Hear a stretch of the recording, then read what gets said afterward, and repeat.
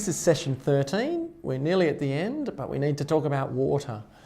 Around a lot of Australia, with changing climatic conditions, water is becoming more and more scarce, and even if it's not scarce, it's becoming more and more expensive. So most clients who look to green homes will also be looking to save water.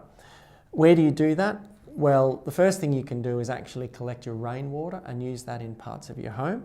And there is a range of equipment now that will take rainwater legally with councils across Australia, such as the toilets and washing machines, depending on where you are. So you have the ability to use that rainwater to offset the purchase of potable water from council.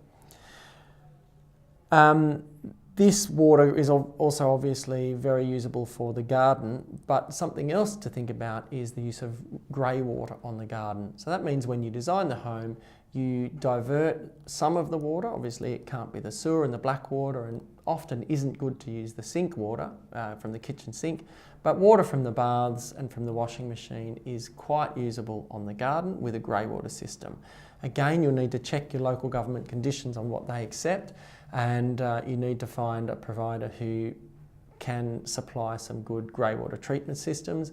They range from really simple ones, effectively putting a hose out the back of the house and letting it run across the water, through to quite complicated systems that are obviously more expensive, but which treat that water to a higher standard, so that makes sure that it doesn't, ultimately clog up the soil for the garden and cause a problem there.